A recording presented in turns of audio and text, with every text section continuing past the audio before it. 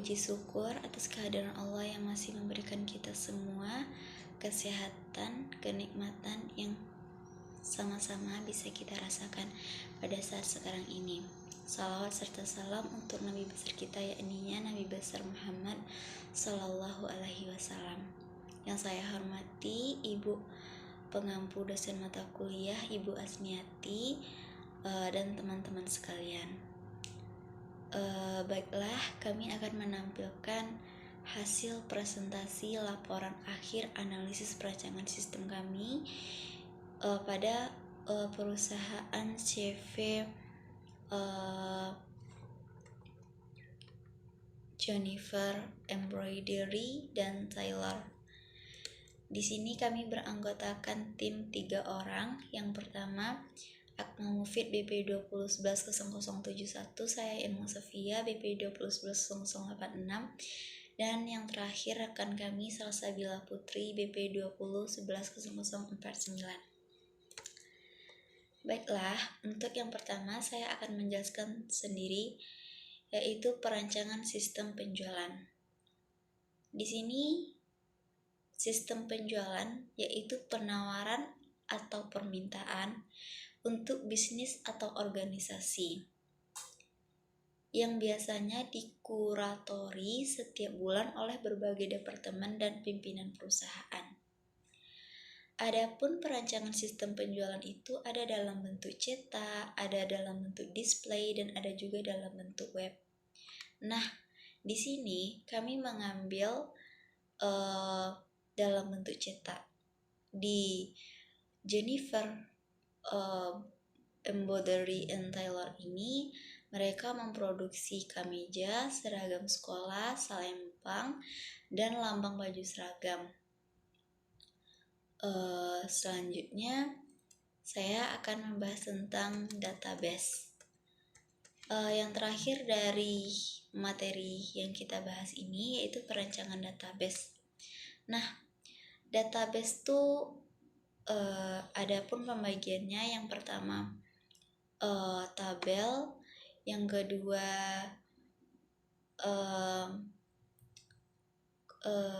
form, yang ketiga report, yang keempat database relationship, dan yang kelima database operasional. Nah, di sini kami hanya menggunakan satu jenis database, yaitu database tabel. Di database tabel ini kami menjelaskan tabel-tabel karyawan, penjualan, pembelian, dan tabel sistem penggajiannya. Saya akan membahas materi tentang perancangan sistem pembelian. Yang pertama ada narasi prosedur pembelian, yaitu sistem pembelian atau biasa disebut dengan sistem akuntansi pembelian merupakan sistem yang selalu digunakan oleh perusahaan dalam pengadaan barang yang dibutuhkan oleh perusahaan. Transaksi pembelian dibedakan menjadi 2 jenis, yaitu pembelian lokal dan impor. Dimaksud dengan pembelian lokal adalah pembelian yang dilakukan dari pemasok dalam negeri. Rancangan output. Baiklah, di sini saya mengambil dalam output pembelian. Yang terdapat dalam output pembelian adalah nomor, kode barang, nama barang, jumlah, harga satuan, dan subtotal beli. Selanjutnya saya akan menerangkan contoh gambar rancangan proses. Contohnya ada di bawah tersebut. Yang pertama ada terima orderan dari customer, yang kedua cek database inventory, yang ketiga yaitu mengirimkan berkas tersebut ke customer atau kepada proses pembelian, dan yang terakhir dari proses tersebut menuju kepada proses perencanaan produksi tersebut. Yang kedua saya akan menjelaskan contoh gambar dari perancangan input peta. Yang di sini saya mengambil contoh yaitu forum pembelian.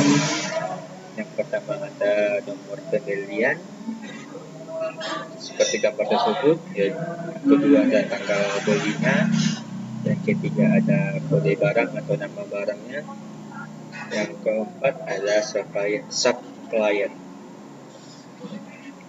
Terus di dalam gambar tersebut juga tertera nomor dan kode barang yang akan kita isi. Selanjutnya ada nama barang, sebut jumlahnya, selanjutnya ada harga persatuannya, dan selanjutnya ada total semua pembeliannya.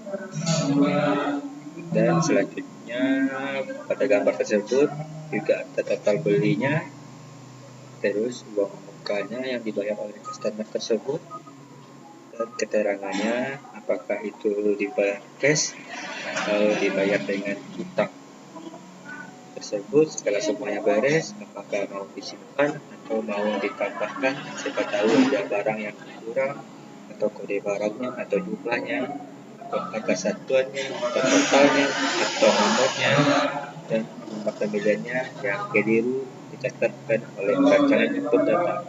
Baiklah, sekian. Perancangan sistem penggajian.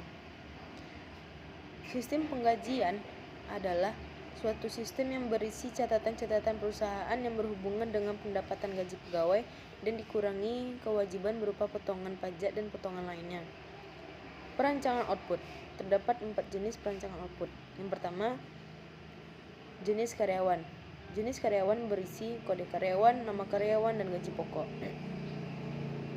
Yang kedua, data karyawan. Di dalam data karyawan terdapat nomor karyawan, nama, alamat, jabatan, kode karyawan, dan tanggal masuk kerja. Yang ketiga, data gaji karyawan. Di dalam data gaji karyawan terdapat nomor karyawan, kode karyawan, nama, gaji pokok, transport, tunjangan jabatan, tunjangan keluarga, gaji kotor, potongan, dan gaji bersih. Yang keempat, data absensi karyawan. Di dalam data absensi karyawan terdapat nomor karyawan, nama, bulan, tanggal, jam masuk, jam keluar, dan keterangan.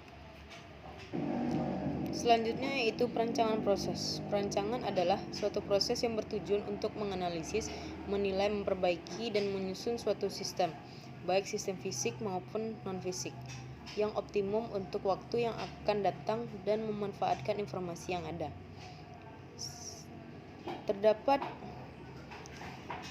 Setelah kita melakukan perancangan proses, kita login dan menemukan menu utama. Di dalam menu utama terdapat 6 submenu. Yang pertama, home. Yang kedua, input data. Di dalam input data terdapat karyawan, absensi, dan penggajian. Yang ketiga, sistem penggajian. Di dalam sistem penggajian terdapat hitung gaji dan slip gaji. Yang keempat, laporan. Di dalam laporan tersebut terdapat laporan penggajian, laporan karyawan, dan laporan absensi. Yang kelima, user. Yang keenam, home.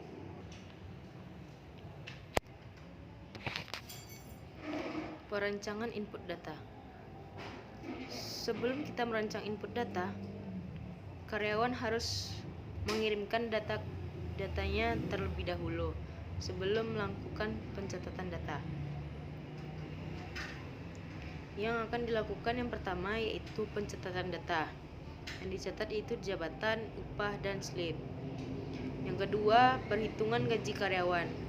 Di dalam perhitungan gaji karyawan terdapat rekap data absensi, rekap data lembur.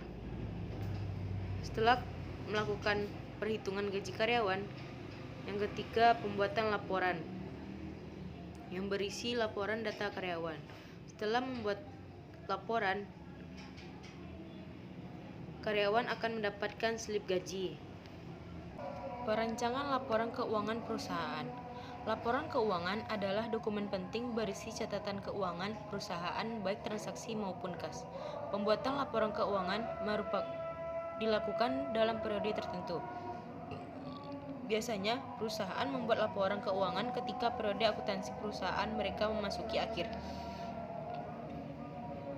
Yang bisa kita lihat di sini ada laporan keuangan laba rugi dari CV Jennifer. Pendapatan usaha dengan nominal Rp994.505.360. Beban Beban usaha, biaya bahan baku 222.184.860. Biaya bahan pembantu 33.327.730 rupiah. Biaya gaji karyawan 257.952.000. Biaya pemasaran 68.137.800. Biaya listrik air telepon 9.525.000. Biaya lain-lain 24.898.000. Dengan jumlah beban usaha 616.025.360 rupiah. Laba sebelum pajaknya 378.480.000. Dengan PPh 50% 56.772.000. Laba bersih setelah pajak 321.708.500.000.